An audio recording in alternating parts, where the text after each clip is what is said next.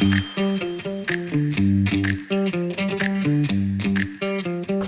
afternoon, everyone. Today I wanted to bring to you one of the many wonders of our human body.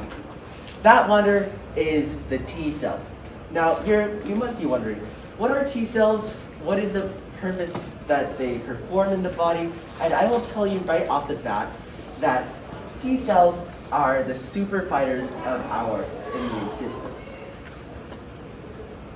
Let's take a look at what we will be learning today. First, we'll go over what T cells are and what they do. Then we'll go through what really makes T cells really unique to their own cell compatriots. Then we'll look at the general life of a T cell. So what can you expect to see the T cell doing during its lifetime? And finally, what can go wrong with T cells?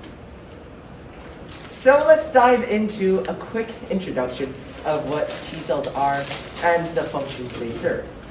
T cells are specialized immune cells in our body which perform a variety of very specific functions. These immune functions include cell-to-cell combat and also the regulation of our other immune cells.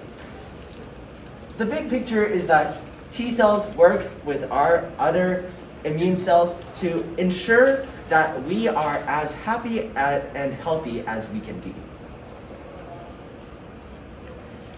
So let's dive right in. What are T cells? T cells are named after the organ that they mature in, the thymus. The thymus is a butterfly-shaped pinkish organ that resides just under your sternum, right about here. And the sternum, other than being an endocrine gland, also houses the thymus academy. And what I mean by thymus academy is that these T cells will spend about 4 days in thymus academy before maturing and going elsewhere to fight against infections. But let's take a step back and take a look, what are the two types of T cells? We have helper Ts and cytotoxic Ts. Now, the names will tell you, and you've probably noticed, these two types of T cells are very, very different. Just look at that. Cytotoxic T cells, helper T cells. There's a big difference in the functions they play. So how do T cells work? As I mentioned, when T cells graduate from their thymus academy, which trains them in the art of recognizing friend from foe, they will travel to different lymph nodes in the body. So lymph nodes are basically collections, they're organs which hold big collections of immune cells. And they will basically sleep in these lymph nodes until they're awakened by any type of antigen presenting cell. So in any infection, what antigen presenting cells will do is that they'll go up, they're usually first on the scene of any infection, they'll go up to the pathogen, give the pathogen a big hug, and tear it up into shreds. Then, just like the Assyrians did their enemies, they will rip these pathogens up into pieces and gruesomely display them on the outsides. How do they do this? They use MHC proteins, which are present on the surface of any T cell, any immune cells. These MHCs will hold these little ripped up pieces of these pathogens, and basically they'll go to these lymph nodes looking for the right T cell. When they find the right T cell, the antigen presenting cell will shake hands with the T cell. What do I mean by shaking hands with the T cell? Well, on the surface of T cells have special receptors that make them unique. So the antigen presenting cell will reach out its MHC, which has the ripped up part of antigen on its surface, and it will come in contact with the T cell receptor. If the match is true, if it's a good match, then the T cell, what happens is that the T cell receptor will travel along its surface closer to one of the regular T cells membrane proteins called CD8. When CD8 comes in contact with the T cell receptor, then this T cell is awoken. When a T cell is woken up from its dormancy, it will start reproducing, rapidly just dividing, and going on to other lymph nodes to activate B cells, which we may be talking about later on, and finally go to the site of infection. Then let's look at one of the main fighters of cell-to-cell combat. Cell-to-cell combat is what these cells are specialized in, and as you can probably infer, cytotoxic T cells are, in many words, the killers of our immune system. And they have been shown to perform this function so well that doctors and scientists have nicknamed them the serial killers of the body. So these cytotoxic T cells carry special enzymes, proteins, and even toxins in their bodies. And when they recognize a specific infected cell, then they will force this cell to undergo apoptosis, or programmed cell death. How does it do that? Remember the T cell receptors? What will happen is that cytotoxic T cells will swim around in your bloodstream to these infected sites.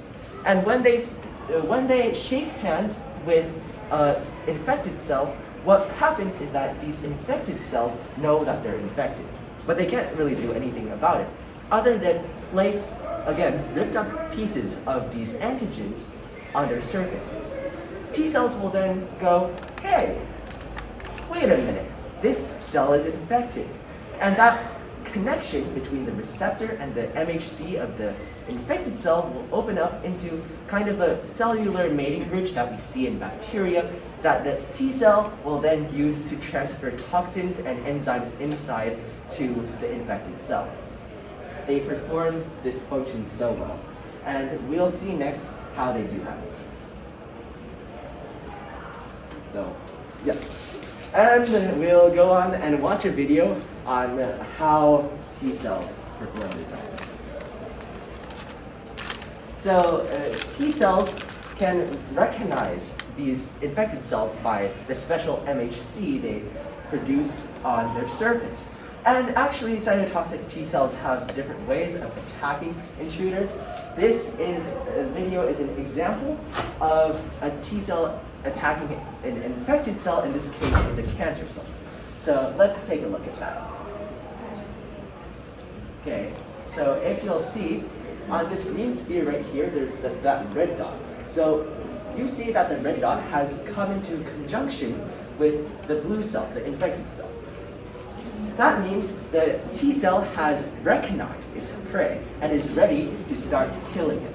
So again, you see those really small red spheres there. It's connecting to the infected cell, and it will start almost covering up this infected cell to kill it.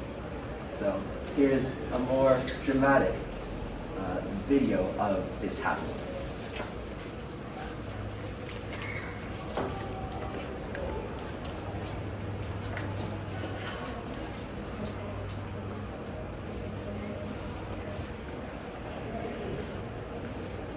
Okay, so just a note here, remember the red spheres are the proteins that are being monitored, and when they come in contact with each other, meaning the MHC and the receptor come in contact, they will shake hands and the T cell will know exactly what to do. But now let's look at some of the cytotoxic T cells' more benevolent cousins, the helper T cells. Helper T cells will not go out of their way to attack and destroy as their cytotoxic cousins will, but their function is undoubtedly just as important. Helper T cells play supporting roles to the rest of our immune cells. They do this by stimulating these different immune cells to keep fighting, and also to activate other powerful cells such as the B cell, which produces antibodies. How do they communicate? they use a special protein shown here called the B7 protein. They will omit these different proteins and start to signal different cells, its compatriots, that, hey, you're needed. You can't die yet. So we will need to keep fighting until this infection is controlled. So helper T cells are extremely important parts of our immune system, and that is undoubtedly one of the most important. T cells are truly unique from what we see. Here we see two major aspects of what makes T cells much different from any other immune cell. First is their function, and second is their molecular chemical their chemical makeups. So here we see the function. T cells are unique in that no other cell in our body can perform what they are programmed to do. So the loss of any T cells in your body will be coupled with disastrous management of further infections, which we'll later see in some disease case studies. Then we also see what makes their membrane proteins very unique. Other than the unique CD8 protein on the surface of such cells, they also have special receptors formed with an alpha protein chain and a beta protein chain joined together. Now that we know generally how T cells are different and the functions they take over in the body, let's follow just a tiny little T cell through its journey of around these infection sites and its regular lifespan. T cells, like most other blood cells, are created from our blood marrow. So red blood cells, other white blood cells, they're created from our bone marrow. And what's in our bone marrow are these stem cells, which can differentiate into different types of blood cells. If this stem cell is under the right conditions and decides to differentiate and specialize into a T cell, then this newly formed T cell will be shipped off to the thymus for its intensive, around 4 days long training. The T cells will begin training there, and only about 1 out of 4 created T cells will successfully graduate. Why is that? Because in Thymus Academy, they're taught how to recognize who's a friend and who's a foe. Your body cannot take the bet that maybe a dysfunctional T cell will accidentally start killing our own healthy body cells. So in that case, this Thymus Academy training will help the body recognize, are these T cells fit for the job? If yes, that's 1 out of 4, then they will graduate and they will be transported into different lymph nodes to wait for infections to start. If not, that's the 3 out of 4 T cells, they will be forced to go through apoptosis. So basically they will kill themselves. But when T cells are activated by antigen-presenting cells, they will divide really rapidly, and they will start to activate other immune cells, such as B cells. And after infections are successfully controlled, T cells will usually die to conserve the body's energy while not fighting any infection. But a few of the T cells will be left behind so that they become memory cells. And what memory T cells do is that they work closely with memory B cells to ensure that the same pathogen never secures a foothold on your body ever again. So again, as we see, the helper T cells and cytotoxic T cells perform such a wide variety of tasks in the body. But as shown with any other bodily system, our body has weaknesses too. And for T cells, that can mean a lot of different things. But one of the most common is HIV.